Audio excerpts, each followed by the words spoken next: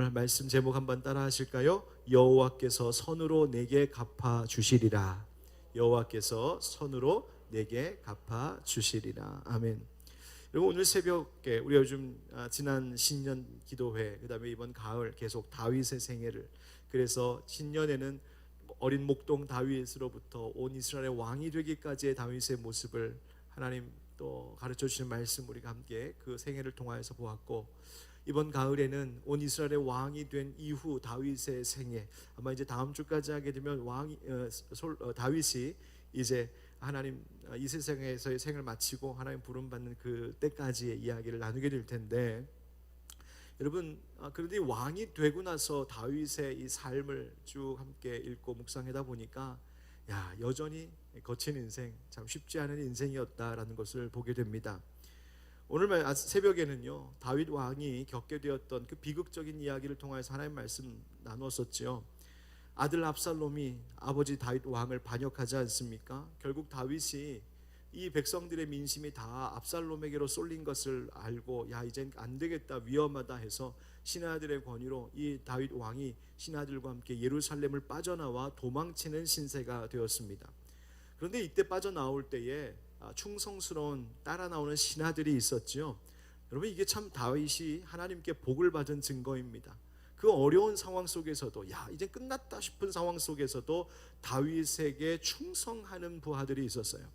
여러분, 삶이 어려울 때, 우리가 시련을 겪을 때에, 위기의 때에 누군가 변함없이 내 곁에 있어주면 여러분 얼마나 든든한 힘이 됩니까? 여러분, 우리 곁에 늘 주님이 계시는 줄 믿습니다. 뿐만 아니라 우리가 서로에게 그래야 됩니다. 어려울 때, 교회가 어려울 때 교회와 함께하는 것이고요, 우리의 성도들이, 형제자매들이 어려움이 있을 때 그들과 함께하는 것, 여러분, 그것이 신의이고 그것이 충성입니다. 다윗을 따라 나온 신하들 가운데에 가드 사람 이때라고 하는 사람이 있다 했었죠. 이 사람이 본래 가드 블레셋, 그러니까 블레셋 가드에서 따라 나온 그런 사람입니다. 그런데 다윗이 지금 예루살렘에서 도망쳐 나와서 지금 왕의 자리마저 위태로운 이 순간이니 이 처지가 너무나 안 됐잖아요. 그래서 다윗이 이때에게 너의 동포들, 즉 가드에서 같이 온 네 동포들과 함께 그냥 이제 나를 떠나서 네 갈 길 가라, 네 고향 돌아가라, 그게 너한테 더 나을 것 같다, 그렇게 권하지요. 그런데 그때 이때가 뭐라고 말했다고요? 이렇게 말했습니다. 오늘 새벽 말씀인데요, 진실로 내 주 왕께서 어느 곳에 계시든지 사나 죽으나 종도 그곳에 있겠나이다. 아멘. 여러분, 사람이 있어야 할 곳에 있을 줄 아는 것, 그 지혜입니다. 내가 어디에 있어야 되는지를 아는 것, 그거 복입니다. 여러분, 이때가 그랬어요. 이때가 떠나지 않고 이 다윗 곁에 있었습니다. 그래서 이름이 이때예요. 이때 어디 있대? 그 사람들 다윗 곁에 있대. 그래서 이때래. 이게 이때예요. 여러분, 이 이때가요, 그래서 그 충성심 때문에 나중에 어떤 복을 얻냐면, 다윗이 왕권을 회복했을 때에 다윗이 그 백성의 3분의 1은 요압의 휘하에, 3분의 1은 아비새의 휘하에, 3분의 1은 이때의 휘하에 넘겨줍니다. 그러니까 다윗의 충성스러운 충복 3명, 세 장군 가운데 하나로 꼽히는 이가 되었다는 말이에요.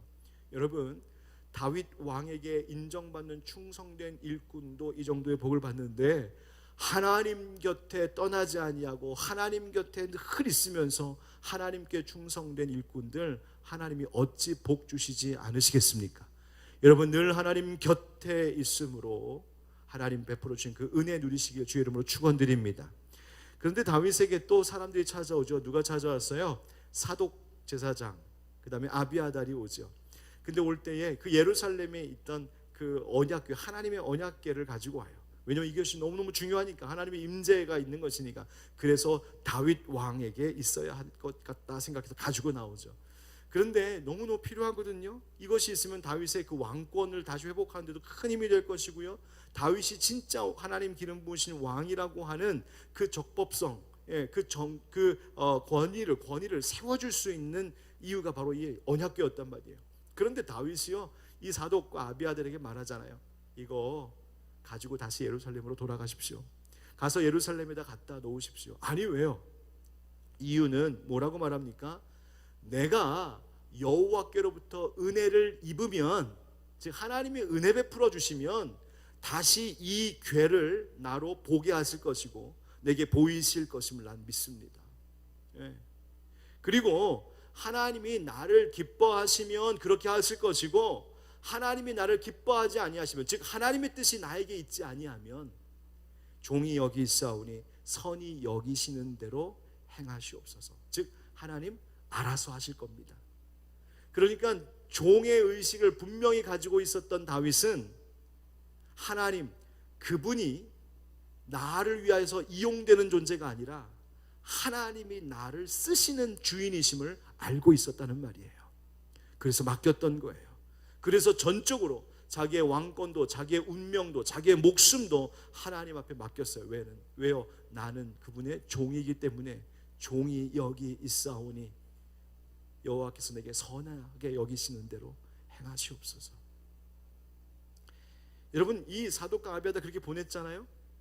근데 뭔가 아쉬운 것 같죠? 아니요.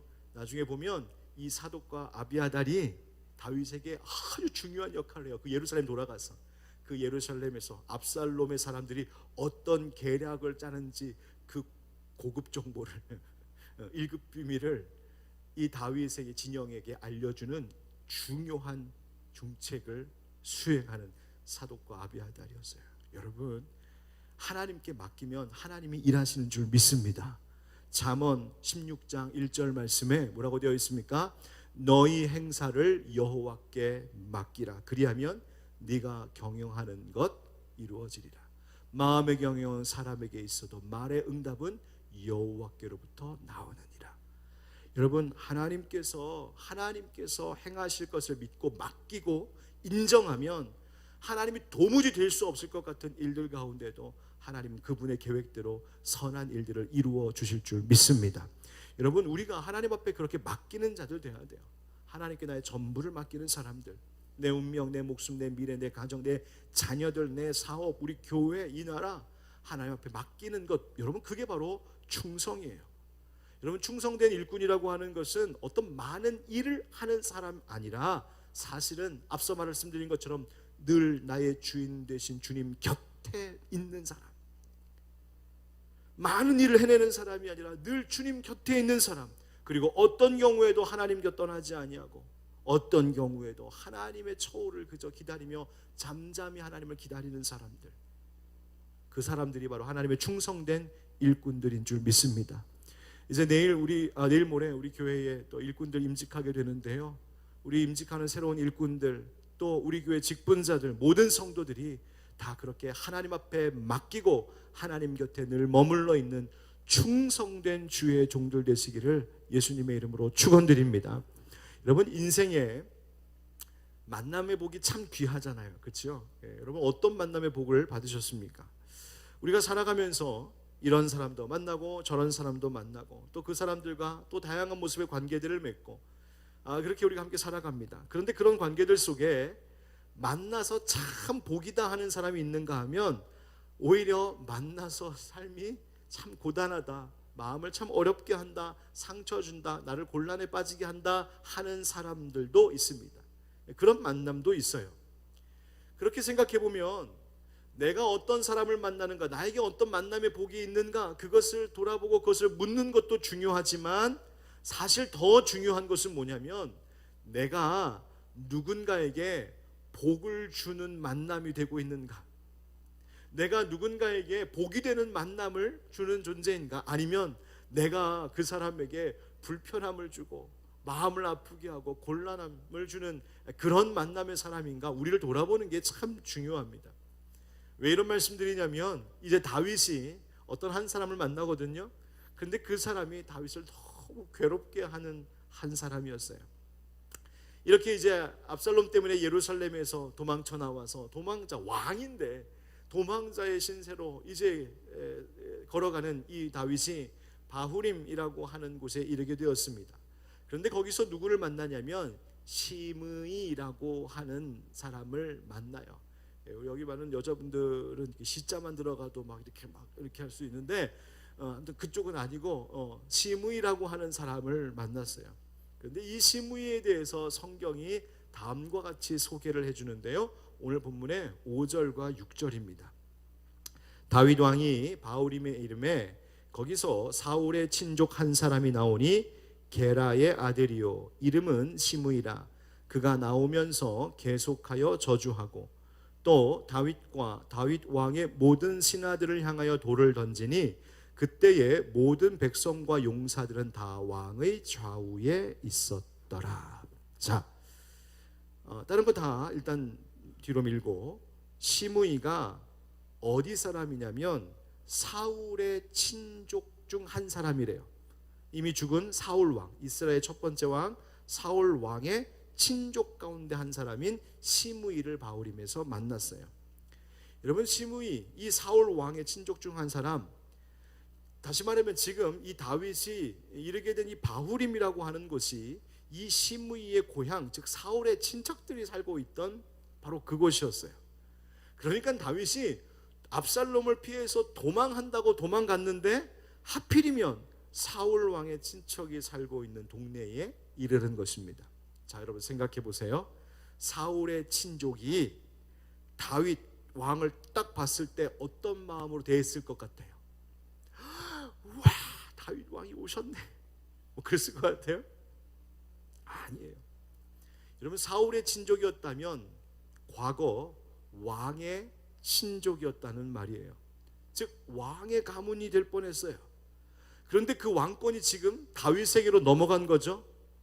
시므이의 입장에서는, 또 그 시므이의 사람 가족들 입장에서는 다윗 아니었으면 왕족으로 살 수 있었는데, 사울의 왕가가 몰락하고 이제 모든 왕권이, 정권이 다 이제 다윗에게로 넘어갔으니, 여러분 그 같이 그 혜택을 볼 수 있기를 기대했던 이 시므이와 그 친족들은 얼마나 분노했고 얼마나 미워했고 얼마나 다윗이 못마땅했을까요?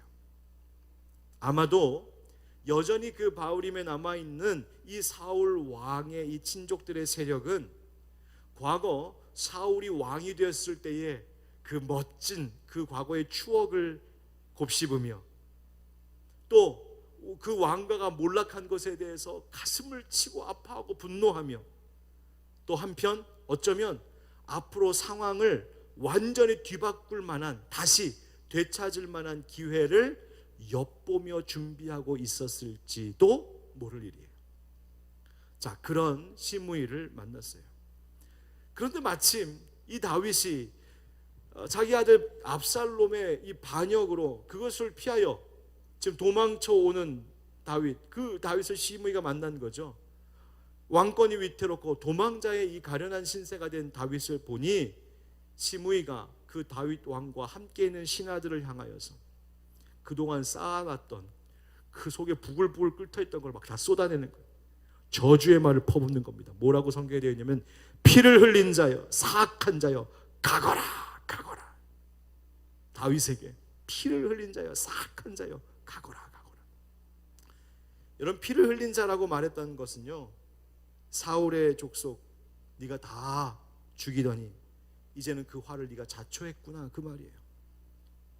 여러분, 시므이는 자신의 그 사울 왕가가 다윗 때문에 몰락했다고, 다윗이 우리 왕가를 무너뜨린 장본인이라고 판단했어요. 사실은 그거 아니죠.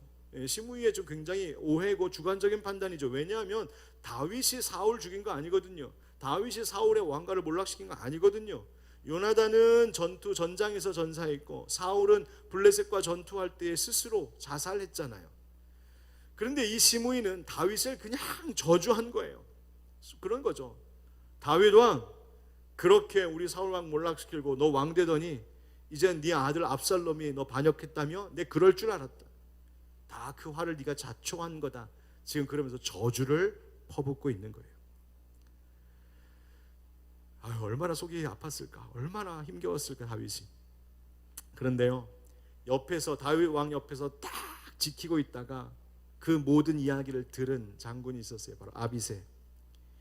아비새 장군이 왕에게 그 얘기를 딱 들더니 이 충성이 대단했거든요. 다윗에 대하여 이 아비새가 화가 났어요. 열이 받았어요. 왕이시여, 저기 있는 이 죽은 개가, 지금 시므이보로 죽은 개라는 거예요. 죽은 개가 어찌 내 주 왕을 저주할 수 있습니까? 제가 당장 건너가서 저놈의 머리를 베어버리겠습니다. 자, 이 말을 다윗이 들었어요. 여러분, 이 제안을 들었어요. 여러분이 다윗이라면 어떻게 하셨을 것 같아요? 야, 가서 머리만 베지 말고 온몸을 찢어라. 다윗은 얼마든지 그럴 수 있었거든요. 그만큼의 힘이 있었거든요. 그런데요, 다윗이요, 이 안 그래도 비참한 시간을 보내고 있는데, 안 그래도 속이 타들어가고 있는데, 안 그래도 이 도망자의 신세가 너무너무 비참하고 힘든데, 저 시므이가 지금 불난집에 부채질 하느냐 하면서 아비새 장군 너 가서 확 없애버려 명령할 수 있었거든요.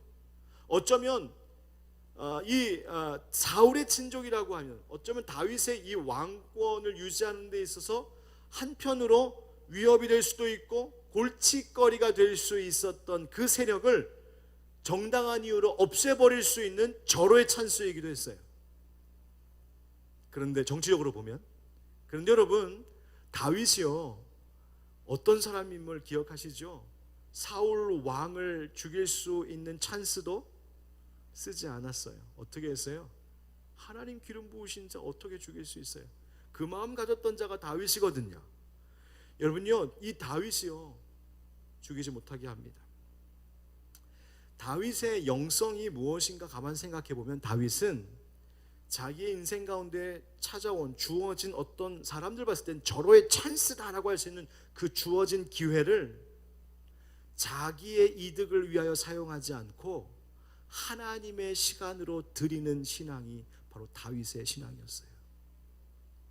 나에게 찾아온, 야, 이건 기회야, 야, 이건 내가 한번 성공할 수 있는 찬스야, 이건 내 뜻을 펼칠 수 있는 절호의 찬스야 라고 할 만한 그 시간을 나의 운 좋은 기회로 삼지 않고 하나님께서 맡아 알아서 쓰실 하나님의 시간, 하나님의 역사의 시간으로 내 맡기는 믿음이 바로 다윗의 영성이었어요. 지금도 마찬가지예요. 다윗이 전혀 예상 밖의 반응을 보이죠? 뭐라고 말합니까? 아니야, 아비새, 저 사람이 나를 저주하는 것은 여호와께서 저 사람에게 다윗을 저주하라고 시켰기 때문일 거야. 지금 저 시므이가 나에게 돌을 던지면서 막 저주를 하는데, 다윗이 하는 말이 뭐냐면, 하지마, 죽이지 마, 저거 하나님이 시켜서 하는 거야. 여러분, 어떻게 이런 생각을 가질 수 있었을까요? 자, 여기서 바로 이 대목에서, 이 고백에서 우리는 다윗이 어떤 사람이었고, 또 하나님께서 왜 다윗을, 참 실수도 있었고 죄도 있었지만 다윗을 기뻐하셨는지, 그렇다면 우리가 어떠한 삶을 살아야 되는지를 내다보게 하는 하나님의 가르침이 여기에 있습니다. 첫 번째는 뭐냐면, 다윗은요, 그 저주의 말에 피 흘린 자여 라고 말할 때에 자기를 변명하지 않았어요. 즉, 그가 하는 말을 받아들였어요. 어떤 면에서는 그것은 정직함이었고, 어떤 면에서는 자기 부인의 한 모습이기도 했어요. 다윗은 이렇게 말하지 않은 거예요. 무슨 소리? 내가 누구의 피를 흘려? 나는 그러지 않았어. 나는 무죄해 라고 자기의 무죄를 주장하지 않았다는 말이에요. 자기를 거기에 인정했어요. 그래, 나야 나. 여러분, 우리가요, 살아가면서 어려운 일을 당할 때 제일 먼저 해야 될 게 뭔지 아세요? 나를 보는 거예요. 나를 제대로 보는 거예요. 내가 어떤 존재인지, 내가 어떤 사람인지, 내가 무엇을 했는지, 내가 어떻게 살고 있는지 나를 제대로 보는 거예요.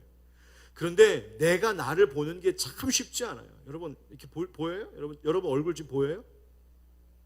안 되거든요. 나는 나를 보는 게 안 돼요.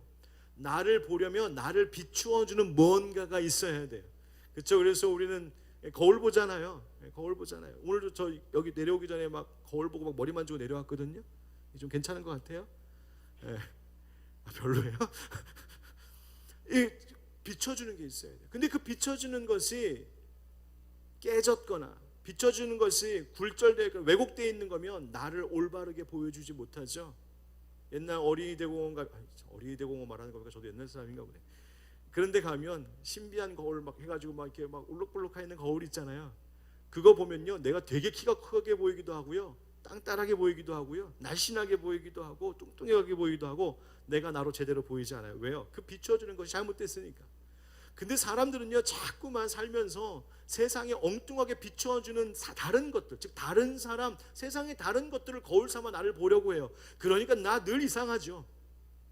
때로는 교만해지죠. 나를 바르게 보게 하는 그 거울이 뭘까? 결국 하나님 말씀 아니겠어요? 말씀이라고 하는 반듯한 진리의 거울 앞에서만이 우리는 나를 바르게 볼 수 있어요. 그것이 나를 살게 하는 거예요. 여러분, 다윗이요, 자기의 무죄를 주장하지 않고 그냥 받아들여 자기를 돌아봤어요.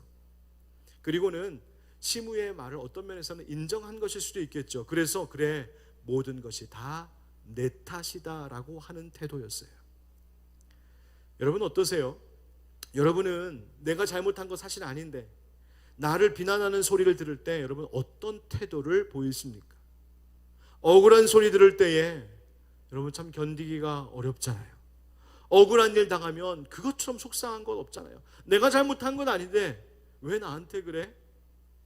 누군가 나에게 잘못한 것이 있어서 누가 나를 비난해도 그것도 사실은 기분이 나쁜데, 잘못한 건 없는데 그것 가지고 비난하고 조롱하고 정죄하면 그것처럼 속 정말 뒤집혀지는 일이 없거든요. 밤에 잠이 안 와요. 근데 어떻게 해야 될까요? 여러분 옛날 한참, 우리 요즘도 많이 부를 텐데, 신영원 씨의 개똥벌레라는 노래 아세요?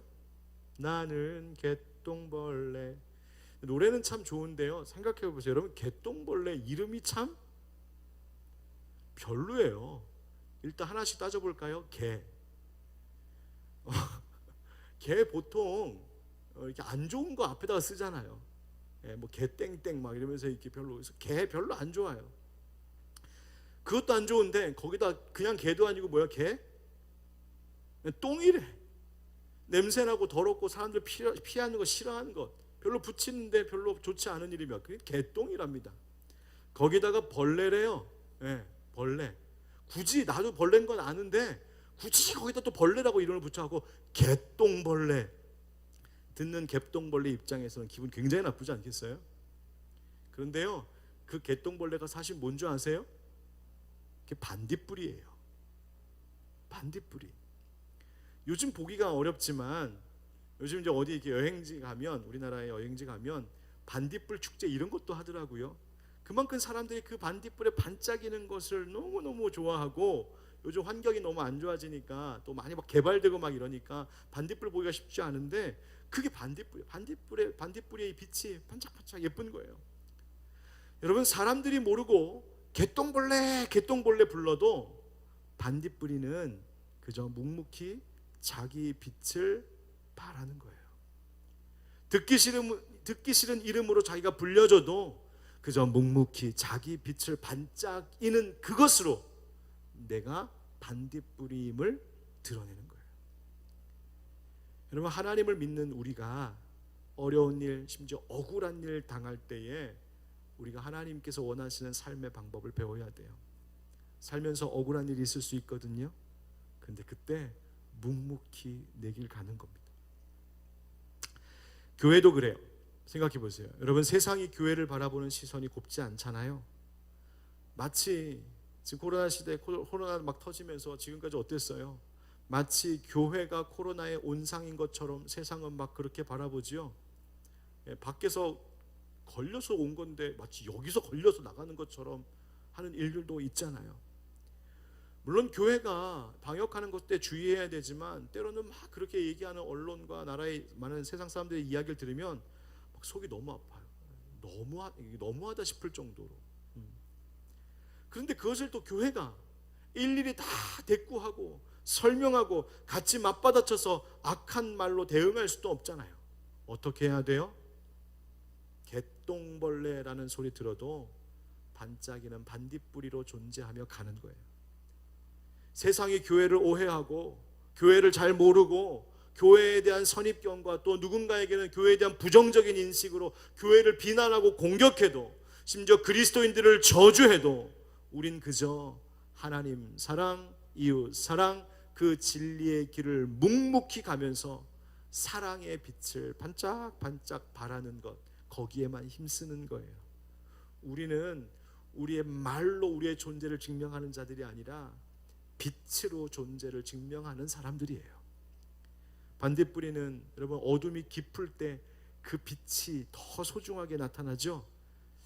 저는 그런 경험은 없죠. 혹시 여기에 우리 어른들 중에 그런 경험 있으십니까? 옛날 이야기 들어보면 전깃불도 없고 호롱불도 없을 때 반딧불이 잡아다가 그거 이렇게 모아놓고 그 밑에서, 그 불 밑에서 책을 읽었다는 전설 같은 이야기. 혹시 그런 거 하시는 분이 있어요? 예. 그 정도로 반딧불이, 여러분 그냥 나 죄 없어요, 우리 잘못 없어요, 나는 잘못 없어요, 핏대 세우며 외치기보다 우리 그저 그렇게 묵묵히 진리의 빛, 사랑의 빛 바라며 우리 갈 길 가는 그 삶의 법을 터득해야 됩니다. 그러면 되는 거예요. 누가 그러셨을까? 예수님 그러시지 않았습니까? 예수님 십자가에 달려 죽으실 때에 바로 거기에서 예수님을 향하여 사람들은 개다 똥이다 저주해도 예수님은 그 십자가에서 사랑의 빛, 진리의 빛, 구원의 빛을 바라심으로 우리가 구원 얻게 되었잖아요. 그리고 마침내 예수님을 십자가에 못 박는 일을 했던 이들도 저가 참으로 하나님의 아들이라고 마침내 고백하게 됐잖아요. 여러분 아무리 힘들고 어려운 일 만나도 여러분의 삶의 그 자리에서 사랑의 빛, 진리의 빛을 묵묵히 바라며 살아가시는 하나님의 참된 빛의 자녀들 되시기를 예수님의 이름으로 축원드립니다. 이 다윗의 이 고백에서 또 하나 우리가 배우게 되는 것은 하나님의 섭리를 신뢰하는 믿음이 중요하다는 것을 배워요.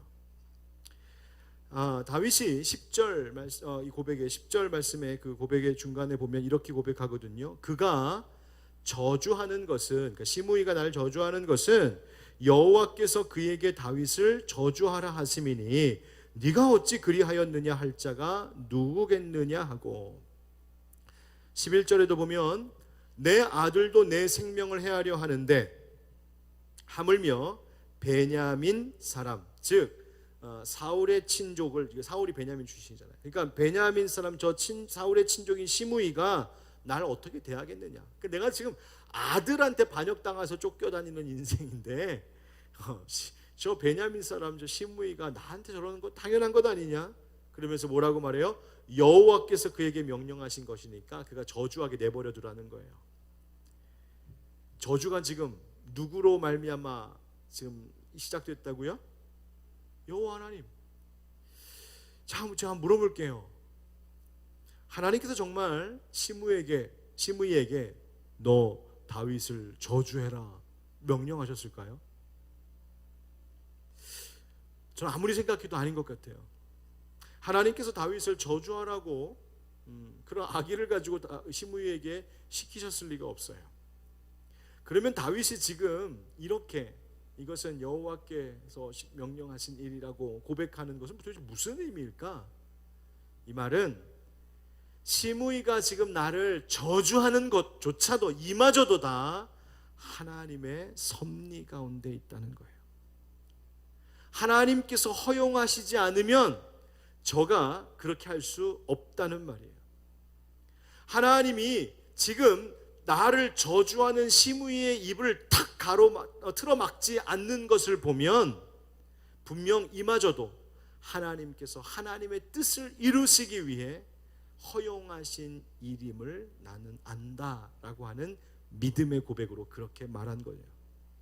그러니 하나님이 저가 나를 저주하는 것을 허락하셨다면 누가 그것을 막을 수 있겠느냐? 철저히 하나님 중심이죠. 철저히 하나님 중심이죠. 내 억울함, 나의 고통, 나의 비참함, 거기에 온 마음이 다 쏠려 있는 것이 아니라 그런 현실 속에서도 그 상황을 좀 겪고 있으면서도 다윗은 철저히 하나님 중심, 하나님 섭리에 나의 모든 것을 다 맡기려고 했어요.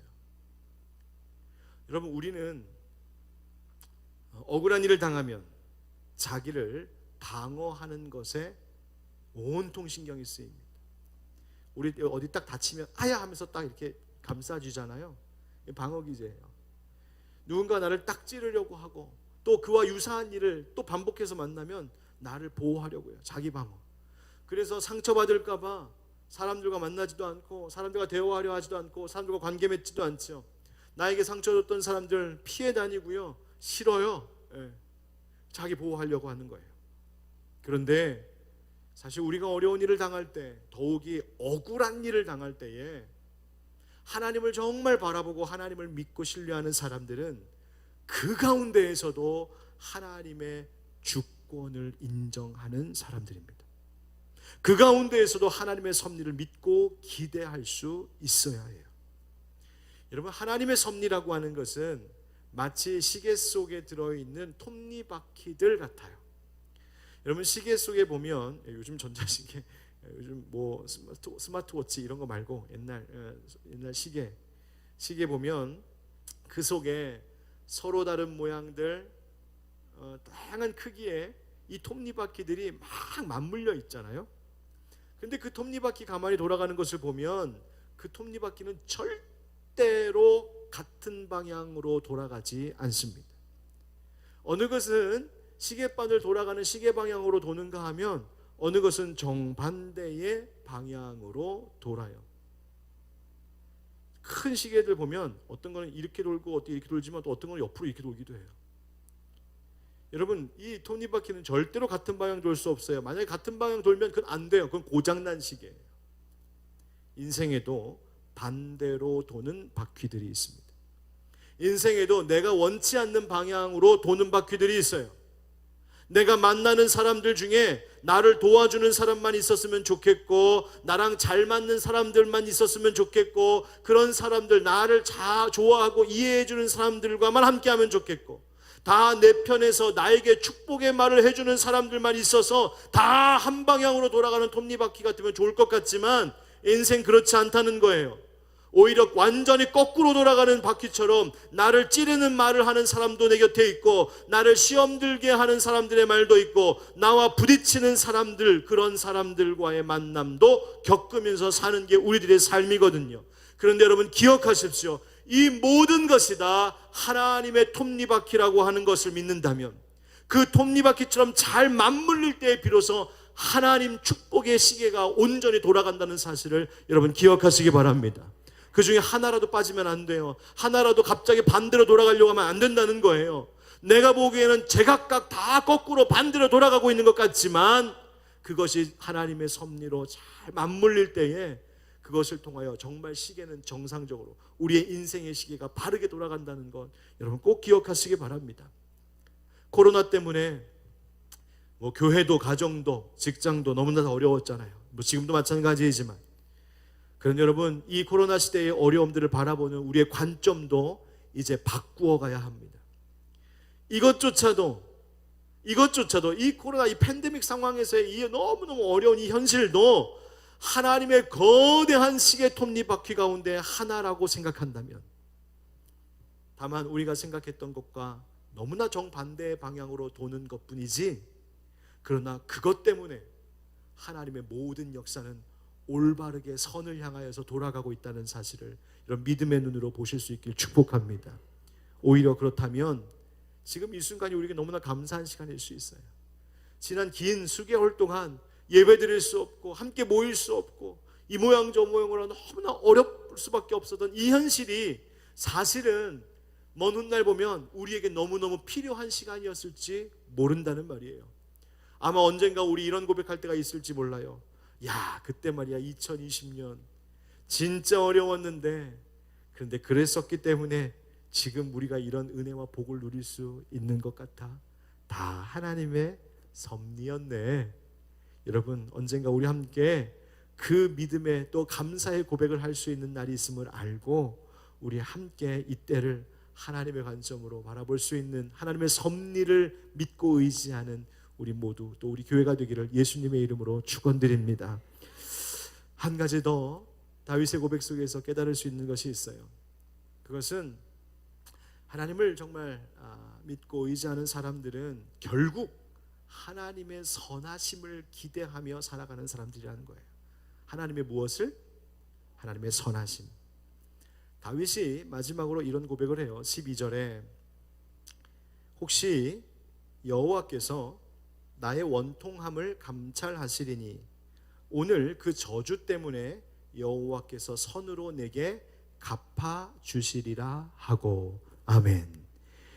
여호와 하나님께서 내 원통함을 감찰하신다. 그래서 원통함이라고 하는 말이 히브리어로 빼온이라고 하는 말인데요, 이 말은 두 가지 해석이 가능해요. 하나는 말 그대로 내 원통함, 그러니까 억울한 거죠. 그러니까 이 말로 그대로 해석하면 내 원통함 하나님 감찰하신다. 하나님 내 억울함을 하나님 다 아신다. 그런데 이 빼온이라는 말은요, 원통함도 되지만 어떤 단어도 되냐면 내 잘못, 내가 진짜 잘못한 거, 내 사악한 행동, 이런 뜻이 돼요. 그러면 어떤 말이 돼요? 하나님께서 내가 당하는 이 고난, 이 이유가 나의 죄 때문이라는 것을 하나님이 다 아신다. 하나님 보고 계신다. 결국 나의 죄를 자백하는 고백이죠. 다 내 탓입니다, 하나님. 저 시므이가 나를 지금 저주하는 것 맞습니다, 하나님. 저의 죄 때문입니다.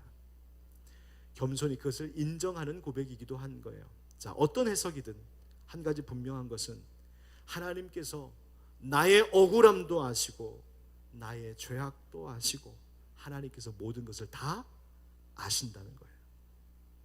그래서 나의 이 모든 것을 아시고 감찰하시는 그 전능하신, 전지하신 하나님께서 다윗이 뭐라고 고백합니까? 오히려 내가 지금 그 일로 당하고 있는 저주 때문에 여호와께서 선으로 내게 갚아 주시리라. 할렐루야.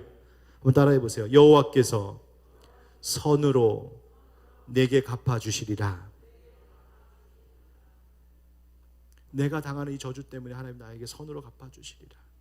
내가 당하는 고난 때문에 하나님이 내게 선을 베푸실 것입니다. 내가 겪는 이 실패 때문에 하나님이 오히려 나에게 선으로 대하실 것입니다. 내가 지금 겪고 있는 이 시련 때문에 하나님이 우리를 선으로 대하실 것입니다. 우리의 교회가, 한국 교회가 지금 겪고 있는 이 어려움 때문에 오히려 하나님이 이 한국 교회를 향하여 선을 베풀어 주실 줄 믿습니다. 여러분, 이것이 고백인 거예요. 보십시오. 시므이는 뭐라고 말했었냐면 앞에서 피를 흘린 자야, 다윗에게 저주하면서 여호와께서 모든 피를 내게 돌릴 것이다, 이렇게 저주했어요. 그런데 다윗은 뭐라고 대응해요? 여호와께서 내게 선으로 대하실 것이다. 악한 사람은 다윗에게 피의 복수를 선포하면서 막 저주했는데 다윗은 아니, 하나님께서 저 시므이의 저주를 바꾸어 나에게 선으로 돌릴 것이다. 여러분 보세요. 믿음의 사람은요, 하나님의 섭리와 하나님의 선하심을 믿는 사람은요, 세상이 나를 저주해도 그 저주가 하나님을 통하여 오히려 선으로 돌아오는 놀라운 반전이 있다니까요. 이게 신기한 거예요. 이게 믿음의 능력, 이게 하나님 백성의 은혜예요. 여러분, 우리 하늘빛 광성교회 성도들, 세상에서 어떤 어려움, 억울한 일, 심지어 정말 누군가 나를 저주하는 것과 같은 큰 아픔을 당할지라도 하나님의 섭리와 하나님의 선하심을 신뢰함으로 그것이 여러분들에게 오히려 하나님의 선이 되고 복이 되어 돌아오는 역사가 있기를 예수 그리스도의 이름으로 축원드립니다. 다윗이 바로 그 모습이었어요. 하나님의 선하심을 믿는 그 담대한 믿음. 사도 바울도 그래서 우리에게 이 말을 전하죠. 로마서 8장 28절, 우리 잘 아는 말씀, 다 같이 시작. 우리가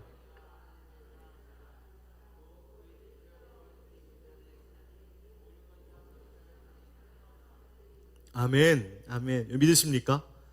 네, 너무 좋은 말씀이죠. 자, 그런데 여기서 하나님을 사랑하는 자, 곧 그의 뜻대로 부르심을 입은 자, 즉 성도들이에요. 구원받은 자들에게는 모든 것이 합력하여 선을 이룬다. 여기서 모든 것은 뭘까요? 말 그대로 모든 것이에요. 로마서 8장 28절 이 말씀이 있기까지 그 앞부분에 있는 몇 구절, 22절과 같은 말씀들을 보면 바울이 무엇을 염두에 두고 지금 모든 것이라고 말했는지를 볼 수 있어요. 예를 들면 이런 거예요. 피조물의 탄식, 죄로 인하여서 모두가 함께 겪는 온 자연 만물과 우리 인간의 고통, 우리의 연약함, 뭐라고 기도해야 될지도 모르는 우리의 무지, 우리의 탄식, 한숨, 아픔, 이런 것들이에요. 그런데 이 모든 것들이 다 합력하여 하나님의 선이 이루어진다. 여러분, 가정에 가족들에게 너무 힘든 일들이 있을 수 있죠. 남들 겪지 않는 손해, 고통 겪어야 될 때도 있죠. 직장의 일이 너무 안 풀려서 답답하고 속상할 때 있죠. 관계가 복잡하게 막 꼬이고 사람들과의 관계 속에 어려운 갈등이 막 일어나고, 그런 가운데에서 나는 도무지 이 어려움을 어떻게 해결해야 될지 모르겠는 내 무지함, 또 내 무능함, 내 연약함 때문에 낙심하죠. 그러니 속에서 뭐가 터져 나와요? 탄식이 터져 나오고 한숨이 터져 나오고 막 원망과 불평이 터져 나오기도 하죠. 그런데 이 모든 일들이 성경이 말하고 있습니다. 하나님이 선을 이루시는 도구가 된다고요. 여러분, 지금의 우리 가운데 찾아온 모든 시험거리가, 모든 시련과 고난이 사실은 하나님의 선한 일을 위한 재료가 된다는 사실을 잊지 않기를 주의 이름으로 축원드립니다. 자, 이제 결론. 자, 그렇게 하나님을 신뢰하고 하나님의 섭리를 믿고 하나님의 선하심을 기대하는 믿음으로 사는 것. 그런데 제가 솔직히 말해볼까요? 그래도 힘든 건 힘든 거예요. 그렇잖아요. 예. 아무 힘들지 않아서 버티는 게 아니잖아요. 우리가 힘든 건 힘들어요. 마음 상하는 건 상하는 거고, 지치고 지칠 때가 있어요. 내가 진짜 내가 하나님 믿는 사람만 아니면 당장 가서 나를 저주하는 저 시무에 가서 한 대 뒤통수도 때려주고 올 텐데, 그런 마음 들지 않아요? 나만 그래요? 내가 목사만 아니면 내가 뭐 이런, 그 우리 마음, 솔직한 우리 마음이에요. 그럴 때 어떻게 할까요? 오늘 본문에 보니까요, 13절에 이런 말씀이 있죠. 다윗과 그의 추종자들이 길을 갈 때에 시므이는 산비탈로 따라가면서 저주하고 그를 향하여 돌을 던지며 먼지를 날리더라. 그래서 먼지를 날린다는 것은 뭐냐면 티끌을 날린다. 그러니까 다윗과 그의 신하들을 보면서 이 티끌처럼 무가치한 존재들이다 라는 거예요. 완전히 그냥 저주하는 거죠. 그 다음 말씀이 있어요. 그런데 그냥 이렇게 끝나지 않고 오늘 단락은 14절로 맞춰요. 14절 같이 읽겠습니다. 시작. 왕과 그와 함께 있는 백성들이 다 피곤하여 한 곳에 이르러 거기서 쉬니라. 아멘. 거기서 뭐 했다고요? 쉬니라. 다윗과 그 신하들이 그 저주의 말을 듣고 돌 던지어오는 걸 피하고 막 그러면서 그 거친 길을 결국 가다가 어느 한 곳에 이르러, 혹자는 이 히브리어를 풀어서 아마 요단강 그 강가일 거라고도 말해요. 그래서 그 요단강 강가에, 거기에서 그 강가에 그 신선한 바람을 쐬면서 저들이 쉼을 가졌다.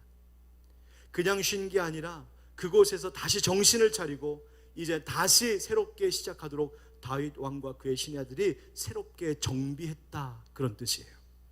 여러분, 우리도 믿음의 길 가다가 피곤하게 쓰러질 때 있거든요. 지치고 너무 힘들어서 더 못 갈 것 같아. 그런데 그때 우리로 하여금 쉴 수 있는 한 곳이 있어요. 바로 주님의 품 안입니다. 우리 주님의 품 안에 쉬는 거예요. 주님의 품 안을 어디서 겪어요? 어디서 경험해요? 결국 우리가 함께 모여서 예배하고 기도하고 성도의 교제를 나누는 이 바로 예배당 안에서, 이 믿음의 공동체 안에서 우리는 주님의 품을 경험하고 여기서 쉬는 거예요. 그리고 다시 정비하는 거예요. 그래서 다시 세상으로 나아가는 거죠. 바로 그것을 보여주고 있어요. 여러분, 어렵고 힘든 일들 겪고 계신 분이 계시다면 오늘 이 밤에 주의 품 안에서 쉼을 얻는 귀한 은혜가 있기를 예수님의 이름으로 축원드립니다.